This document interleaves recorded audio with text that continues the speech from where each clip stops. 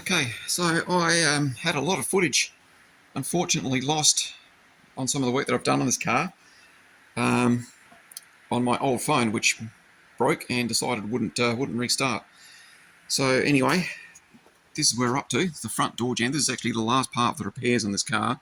A section of rocker panel down there, and this jammed, completely eaten away by rust. So here's my internal structured piece from the inside of the rocker panel here. And this part will end up having a skin over the top of it that comes up the top here like this and comes down. So it is almost there.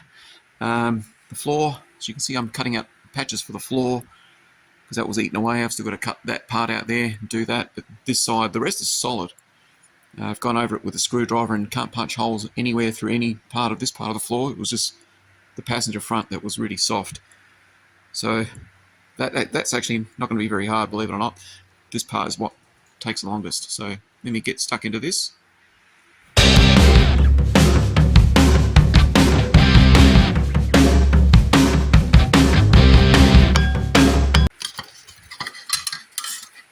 So now this has become this, and as you can see, I've just done that in one piece. All I did was probably see it over this side. I cut some groove lines for where all these fold sections are. I just cut a light groove across there and across there, and then it was easier to bend over like that.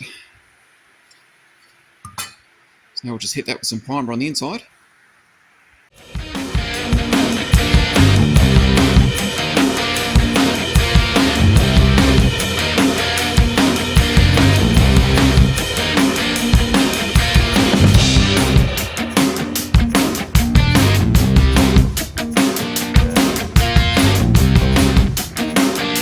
So there's the inner piece pretty much installed. Just got to flatten those welds up there. This part here, spot welding all that is good enough because I'll just seam seal all that. That's where the underlaying carpet will go. Plus I've still got to put the floor in. Then just a matter of priming this and then make the outer skin.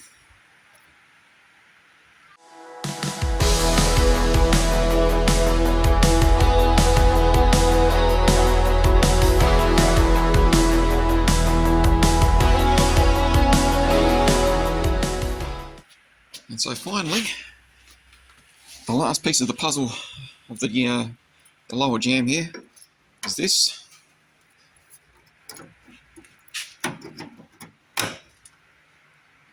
And I'll just tack that in, and then I'll just use my cutting wheel and cut off the excess off the sides here and get it all into shape. But finally this corner and the inside of the chassis is repaired. And now I can concentrate on just fixing that floor.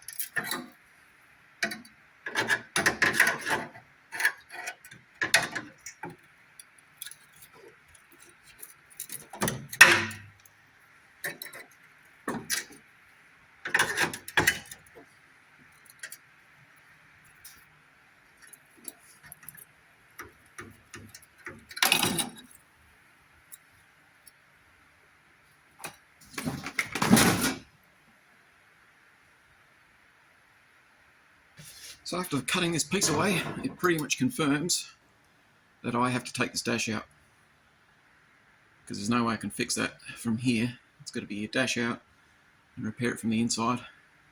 And I'd say it's going to be like that on the other side as well. So I wanted to take the dash out anyway. It's actually not that hard. It's just there's a bolt down the bottom here, one on each side, and I believe there's a couple up the top. The windscreen's got to come out to do that. So I wasn't going to go this far, but it looks like there's no choice. So it'll end up being a better job anyway if I can do the dash, get rid of all that old paint and do it out of the car. So yeah, anyway, let's press on with putting this back in.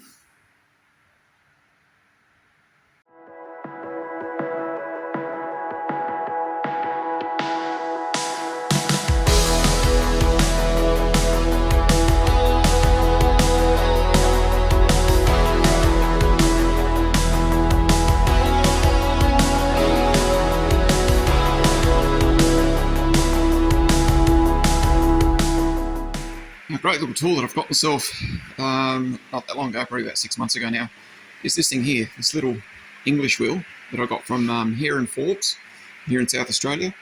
And it's great just for making, you know, little panels like this where I've got to turn a slight curve into it like that. And I'll show you where this is going to fit, but yeah, it's just so easy. It comes with an assortment of wheels, different pitches and widths. Yeah, just a matter of getting your sheet metal in there, and you just, I'm doing this one-handed, kind of bend your metal down to get the angle that you want, and just slowly just go back and forth like that.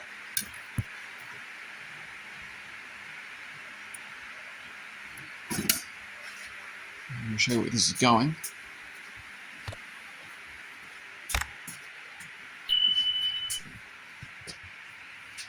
So I've got this section here, if this is the front passenger section of floor. Now this isn't cut to exact shape yet. I'm just going to go in there something like that. I've got to turn this part here into, or this section here into that, so you can see it's got a bit of a slope coming down this way. So I'll need much more of an angle coming from up here. There we go, so I'll just turn this in a bit more on the wheel, and once I cut the length of this, this should fit right in there. Cut this ugly section out of here, get rid of all that, and this floor will be done. So here's a bird's eye view through the floor, straight to the exhaust there, and that's the cross member. So just getting this piece of crappy old floor off, and I'm going to have to get my my edge chisel under there, I think. And so here is the last piece of the floor. It's going to go in, and you'll have to excuse my fairly tacky welds, but it's on there. This floor isn't going anywhere. So once this is all done, these will all be filled in with seam sealer, and that includes the underside of the car as well. And then I'm probably going to go to the next step and redo this whole floor in Pour 15 or whatever the equivalent of that is here in Australia. Just give it a really good coat. Might as well have gone this far. Just about near the end. Just about near the end. Just got to finish this off. I've got to cut some rust out of here. I've already cut out the rust, but I've just got to fill that in with steel. And over the other side, there's the same things happen over the other side. And just a little bit down the rocker panel here. I've already started down there. Just got to clean that up. And I've got to cut out just around here somewhere. There's a few holes there, so that whole section I'll replace. And then I can finally celebrate that all the major rust repair on this car is done.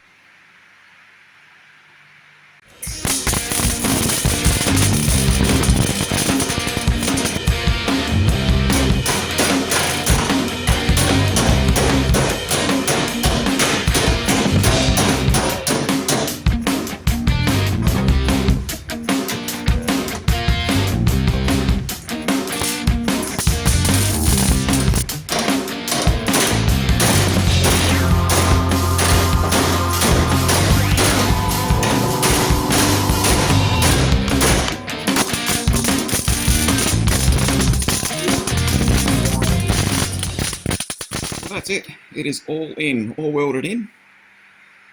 Now, is it exactly like factory, all the correct creases, you know, where they are, like those lines are there? No, it's not. I don't have a bead roller, unfortunately. I did put creases in there, so each patch has got strength and rigidity to it. It's not going to coat can. And it's in there really solid, really solid. So now it's just a matter of seam sealing this, and then I can forget the floor and move on to a couple of smaller areas. And the next step is to get this thing in high build primer.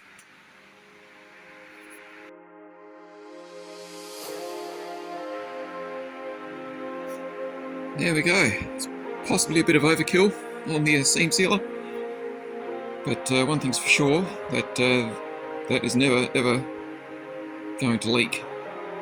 And that's nice solid floor under there now.